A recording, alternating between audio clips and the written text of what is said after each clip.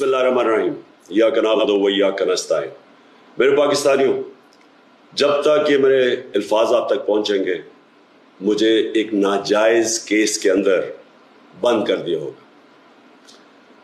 इससे एक चीज आप सबको वाजे हो जानी चाहिए कि पाकिस्तान में जो फंडामेंटल राइट्स हैं, जो हमारे आइन हमें हुकूक देता है, जो जमहूरियत है, वो दफन हो चुकी है। और हो सकता है कि इसके बाद मुझे मौका ना मिले आपसे मुखातिब होने का, इसलिए मैं 2-3 बातें आपसे करना चाहता हूं आज। सबसे पहले,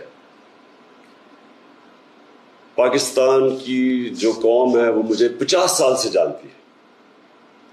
मैं पब्लिक में 50 साल से हूं। कभी मैंने ना पाकिस्तान के आइन के खिलाफ किया हूं, ना मैंने कभी पाकिस्तान का कानून तोड़ा है।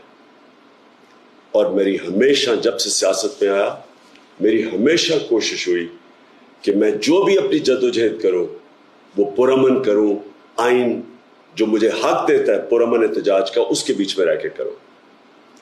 आज ये जो किया जा रहा है, ये इसलिए नहीं किया जा रहा कि मैंने कोई कानून तोड़ा है, ये सिर्फ इसलिए किया जा रहा है कि ये चाहते हैं कि मैं जो हकीकी आज़ादी की तहरीक है इससे पीछे हटूं।